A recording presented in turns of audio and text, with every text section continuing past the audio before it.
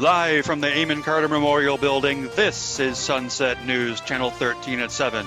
KNRX, your prescription for your local news needs. Good evening and welcome to the evening news. I'm your host, Amanda Lynn. And I'm Mitch Perfect. Tonight's top story, are private businesses taking mask requirements too far? One woman this evening says yes, and they have to be stopped. Karen Klinkenbeard, a resident of Richland Hills, says she was just trying to do her job when she entered the southwest branch of the Frost Bank, but was denied entrance because she was told her mask wasn't enough. An anonymous tipster has sent us some cell phone footage of the encounter. Let's take a look. Excuse me, miss. It's ma'am. Oh boy. I'm sorry, ma'am, but masks are required in the lobby. Wearing a mask? Our policy states you gotta wear a mask that covers your nose and your mouth. You can't rob in here if you're wearing the wrong kind of mask. Well, I have a medical condition, and I can't wear a mask like that. You see, my oxygen levels will get too low. Well, if you have a doctor's note proving it, I can let you in. Otherwise, I can't make exceptions. I could lose my job. HIPAA law says that I don't have to divulge any of my medical information. And you have no right to discriminate against me. Look, ma'am, I'm not trying to cause any trouble. Face masks are the rule, and I cannot let you be on this point unless you're wearing the proper mask. Mommy, I want to go home. We will, sweetie, just as soon as we rob the bank. Mommy, I want to go home now. Mommy, I'm tired. I want to go home. Ma'am, could you please keep your child quiet? This is a bank, and people are trying to conduct business. I want to go home. Well, if you would just let us go in, we would have been done by now. But here we are. My kid needs to go down for a nap. Ma'am, look, I'm not trying to... No, you listen to me. I have been robbing this bank for 10 years, and I have never been treated like this before. I demand to speak to your manager. Okay. Hey, Jimmy? Yeah, what's up? Can you get the chief security officer down here? I got some robber lady who refuses to wear the right kind of mask. Then I adhere and call the police. I can't. She hasn't robbed it yet, but she refuses to wear the right kind of mask so she can go in and rob it in the first place. All right, Jerry, stay there. I'll be right down. You know, you didn't have to make this so difficult. You could have just let us in instead of being communist. I am going to make sure that you never work in security again. That's fine by me. All right, what seems to be the problem? Your employee here will not let us enter. I have a medical condition, and I can't wear a mask like that. I see. Honestly, I have never had a robbery experience this bad before. Your guard here was, he was rude and condescending and belligerent. Ma'am, I'm sorry this happened, but our policy is that anyone that wants to rob from the lobby has to wear an approved face mask that prevents the spread of COVID. If you're not willing or able to do that, you'll have to rob from the drive-thru. We can't get as much money if we go through the drive-thru. You have no right to tell us what we can and can't wear on our face. This is not fair. You can and cannot tell us where we can rob a bank either. I don't know how I can say this any clearer.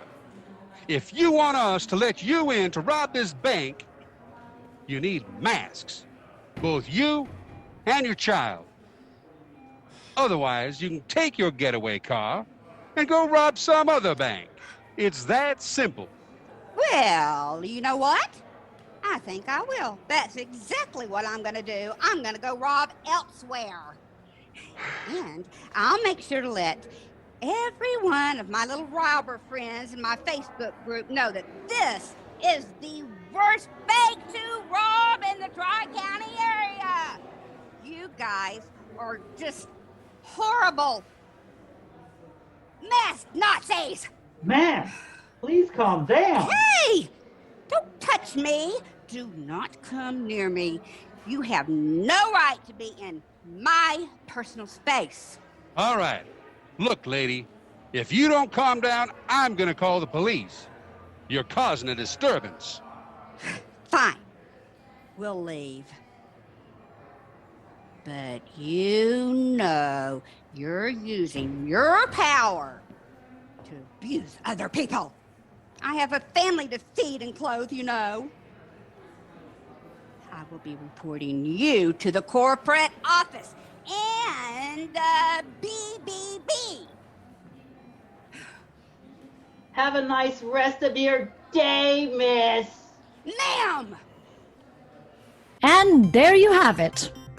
We have a statement from Karen Klinkenbeard, the woman in the video, who states, quote, "I felt discriminated against and never felt so humiliated in all my life.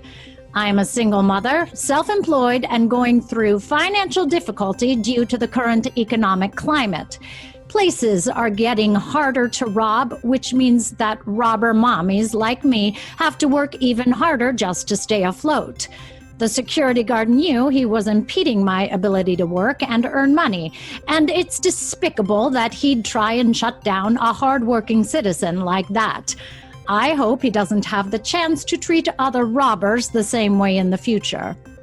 We reached out to the branch manager of the Frost Bank of Richland Hills, who declined to be interviewed, but did say they are reviewing the tapes and will take appropriate security measures to ensure that their customers are both happy and safe. Now, in addition to contacting us, Karen has also gone on social media, posting the information to her local Robber Moms Facebook group.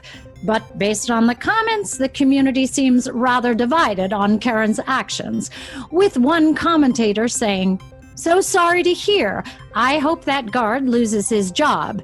People like him who just want to flaunt the patriarchy make me sick." And another saying, "Defund the bank security." While others have a very disapproving view, one writes, "Sounds like you already tested positive for Karen O virus. And your mask doesn't cover up enough of your face to hide how ugly you are on the inside." Wow. Really heated words there, Amanda. Indeed. We'll keep you updated on the status of this story, and you can follow along with the news live as it happens on our website, knrx.org, or follow our Twitter at KNRX with the hashtag License to Karen. Next up, a story of tragedy and triumph as a local hero is making the best of circumstances despite 2020 trying to get him under its thumb. Our sports commentator Tone Defoe has more on the story. His friends and family know him as the Thumb Warrior. John Peterson, a junior enrolled at NTSU, grew up in the suburbs of the Metroplex with a rather unique goal for his career. I want to be the first U.S. Olympic gold medalist in thumb wrestling. No golds for the U.S. yet? No. Sweden won the first 2 years. Brazil won the year after that. And every subsequent year since then, Russia has gotten the gold. So I wanted to be the first to bring that win home for the U.S. With the support of his family, Peterson made his college team in 2018 and only excelled from there. In fact, he had already qualified for the U.S. Olympic team for the 2020 Summer Games when disaster struck. So I just finished a workout, and I was heading back to my room on campus, and I noticed the guys in the rec room were having a pillow fight. So I thought, what the heck, right? It was a decision he'd regret for months to come. And during that pillow fight, I put my hand out and braced against an attack. And then I just felt something snap in my hand and watched my thumb bend the entirely wrong direction. Peterson later discovered one of his classmates had put a flashlight in his pillowcase to give some extra oomph to his swings. Peterson knew then that everything he'd ever dreamt of was in jeopardy. The feeling just came over me of, I'm done. You know, before I registered the pain, before my reflexes even pulled my hand back, that thought went through my mind of, I'm gonna have to drop out of the Olympics. Peterson had dislocated his thumb and broken it in 2 places. After a 16-hour surgery, the doctor wanted to be cautiously optimistic. It looked like he'd make a clean recovery, but I was genuinely concerned he'd push himself too hard to get back on the mat, so to speak, especially knowing his history and his desire to compete. I told him it'd be a slow recovery and he'd have to wait until the 2024 Olympic Games to compete. Realistically, there'd be no way he'd be ready in time for the 2020 Games. And then the shutdown happened. At first, when they moved the Olympics back, I thought, I can push myself. I can do this. But my doctor kept saying I should just try and shoot for the next 4 years. But then there was talks about just moving it back to 2021. And I thought, maybe I'm not out of this yet. John continued to work on his physical therapy and training. It was a long and difficult road. But the delay of the 2020 Olympic Games was just the stroke of luck he needed. It was quite a windfall for you. Oh, I have to believe it's destiny. I had a really unfortunate accident, but this is my second chance, and I'm not going to waste it. I've been doing exactly what my physical therapist says and what my coach says, and I'm not rushing. I'm just doing my exercises, I'm working the muscles, and getting back up to professional strength. Do you think you can go all the way? Get the gold? I don't know, but at least I know I'm going to get my chance to find out. And we'll certainly be giving you 2 huge thumbs up when you head off to Tokyo. I only need 1, but I appreciate it. Signing off, this is Tone Defoe, KNRX Evening News. And we're all looking forward to seeing him get that second chance in July of 2021. Up after the break, a look at the weather forecast for the next 14 days. Spoiler alert, don't put the sunscreen away just yet.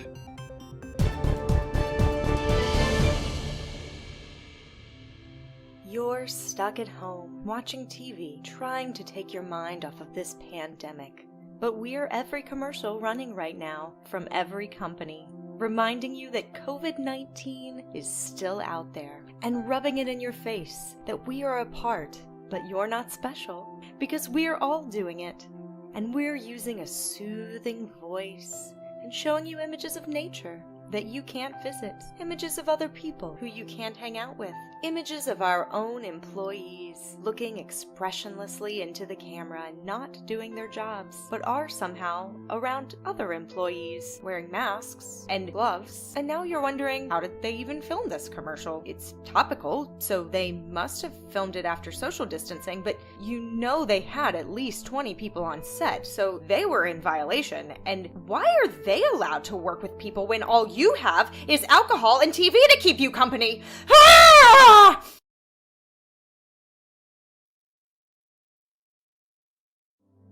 So just remember, we're that company, reminding you, now, in this time, together, apart, not special, but give us your money.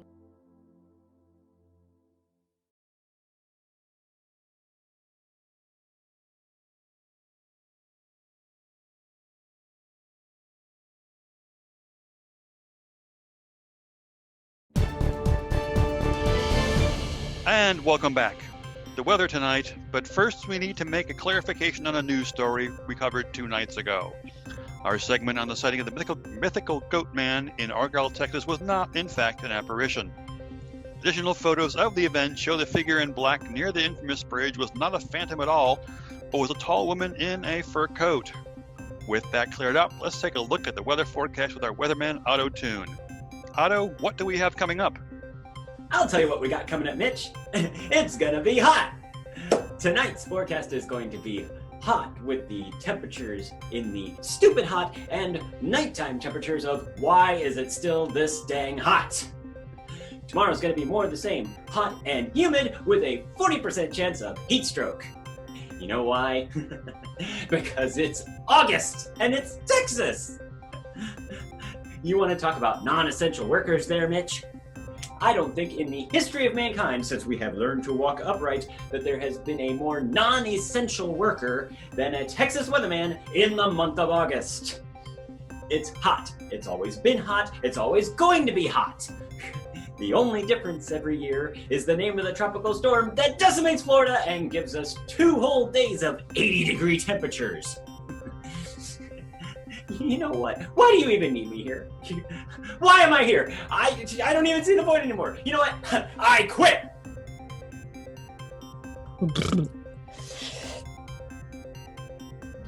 Well, there you have it. It looks like the rest of the week is going to be a scorcher. Thank you, Otto. Our closing story tonight, be on the lookout for the newest problem that's arising out of the shutdowns and stay-at-home orders. Porch Pirates. Sarah Nader, our product and commerce expert, is here to tell us more. What can we do to protect ourselves from porch pirates? Is that right? It is as odd as it sounds, Amanda, but more and more, especially as shoppers are ordering their back-to-school supplies via online services like Amazon or Walmart online, package thefts are becoming an increasing crime problem.